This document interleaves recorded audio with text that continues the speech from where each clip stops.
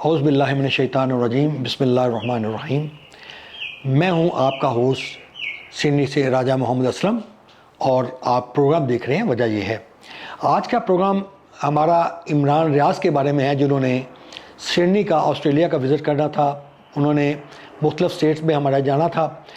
کچھ N G Os نے اور کچھ پی ٹی آئی کی تنظیموں نے ان کو سڈنی آسٹریلیا میں انوائٹ کیا تھا، اور وجہ یہ ہوئی کہ ان کے ویزے کو ریجیکٹ کر دیا گیا۔ اینڈ موقع کے اوپر جب وہ ایئرپورٹ پہ پہنچے تو پتہ چلا کہ ان کا ویزا جو ہے وہ منسوخ ہو چکا ہے۔ اب دیکھنا یہ ہے کہ یہ ہمارے ملک کے اندر یہ حالات کیوں اور کیسے پیدا ہو رہے ہیں۔ سب سے پہلے تو یہ دیکھ رہے ہیں کہ عمران ریاض کو کس طریقے سے پہلے ٹارچر کیا گیا۔ آپ دیکھیں، اس کو جگہ جگہ پہ لے کے جایا گیا اور اس کو توڑنے کی کوشش کی، اور میں اس سپوت کو سلام پیش کرتا ہوں جس نے جھکنے سے انکار کر دیا، اور اس نے کہا کہ میرے جسم کے اوپر جتنا تم تشدد کر سکتے ہو کر لو، لیکن میری زبان کو تم بند نہیں کر سکتے۔ اور ہوتا بھی ایسا ہی ہے کہ جب ایک انسان ڈر جاتا ہے تو پھر وہ اس کی زبان کو روکا نہیں جا سکتا، اور وہ ابھی تک جو ہے وہ حق اور سچ کی آواز جو ہے وہ بلند کر رہی ہے وہ زبان، اور وہ کرتی رہے گی، کیونکہ اس کا ڈر جو خوف تھا جو اس کے اندر، وہ ختم ہو چکا ہے، اور اس کو صرف خوف ہے تو اللہ کی ذات کا ہے۔ اب آتے ہیں کہ ویزا منسوخ کیوں ہوا۔ اس کی وجہ جاننے کے لیے ہمیں بیک پیچھے جانا پڑے گا تھوڑا سا۔ جیسے کہ میں نے آپ کو بتایا کہ اس کے اوپر تشدد ہوا، اس کے اوپر ایف آئی آرز کاٹی گئیں، اور اس کو کوشش کی گئی کہ کسی طریقے سے اس مرد مجاہد کو ہم توڑ دیں، لیکن وہ حکومت اپنے تمام حربے کرنے کے باوجود وہ ناکام رہی، اور اس بندے کو نہیں توڑا جا سکا۔ اور جب اس نے دیکھیں، اب یہ دبئی گیا ہے، اور دبئی جانے کے بعد کیا وہ واپس نہیں آیا؟ وہ واپس آیا ہے نا۔ تو اس طرح اس نے آسٹریلیا بھی این جی اوز جو اب دیکھیں، ایک چیریٹی کا مسئلہ تھا۔ چیریٹی کے لیے یہاں پہ آرگنائزیشن اس کو چیریٹی دینا چاہتی تھی تاکہ وہ جو فلڈ ملک کے اندر آیا ہوا ان کے لیے مکانات بنائے جا سکیں، ان کو ریلیف دیا جا سکے، کیونکہ موسم سرد ہے، سردیوں کے اندر ان کو مزید مشکلات پیش آئے گی۔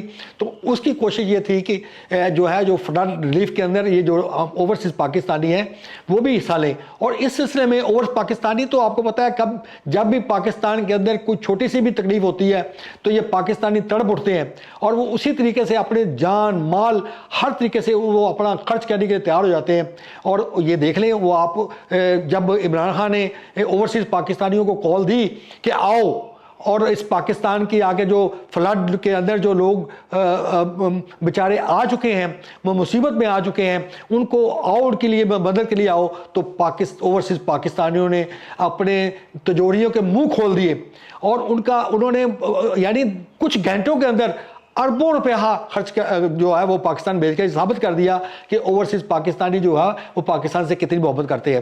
تو یہ میں سمجھتا ہوں اس طرح کے ہتھ کنڈے جو اپنائے جا رہے ہیں کہ اس کو ویزا نہیں دیا گیا اور اس کو روک لیا گیا، تو کیا اس سے کیا حکومت کی کوئی نیک نامی ہوگی؟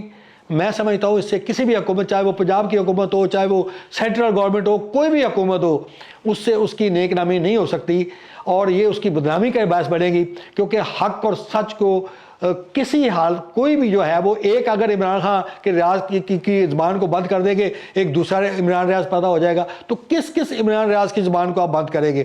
تو خدا کے لیے ہوش کے ناخن لیں، اور اس کے جو ہے اس کو جو جہاں وہ جانا چاہتا ہے اس کو وہ جانے دیں، اور اس کی جو آواز ہے اس کو آنے دیں، تاکہ لوگوں کو پتہ چلے۔ اگر اس کی آواز کو بند کرنے کی کوشش کی تو آپ یہ سمجھ لیں کہ اب وہ دور نہیں رہا کہ آپ اس کی آواز کو بند کر سکیں۔ وہ زمانہ گزر چکا جو ڈر اور خوف کا تھا، لوگوں کے اندر جو ڈر اور خوف تھا وہ اب ختم ہو گیا ہے۔ لوگ اب ڈرتے نہیں ہیں، لوگ اوپنلی بات کرتے ہیں، لوگ اوپنلی بولتے ہیں، اور وہ بغیر کسی جھجک کے، بغیر کسی ڈر کے بولتے ہیں، اور ان کو اپنی جان کی بھی پرواہ نہیں ہوتی۔ تو میں سمجھتا ہوں کہ جو بھی ایلیٹ کلاس ہے، طاقتور حلقے ہیں، جتنے بھی ہیں اس ملک کے، ہمارے ملک کے جتنے بھی طاقتور حلقے ہیں، وہ سن لیں کہ کسی بھی حق اور سچ کی آواز کو دبایا نہیں جا سکتا۔ اور میں سمجھتا ہوں کہ اس کے ویزے کو اگر عمران ریاض صاحب دوبارہ اپلائی کریں تو اس کو اجازت دیں کہ وہ آسٹریلیا تشریف لائیں، اور ہم ان کو ویلکم کہیں، اور ان کے لیے دل کھول کے احتیاط دیں جو وہ فنڈ جو اکٹھا کرنا چاہتے ہیں۔ اس کے ساتھ ہی اللہ تعالی ہم سب کا حامی ناصر ہو۔ پاکستان زندہ باد۔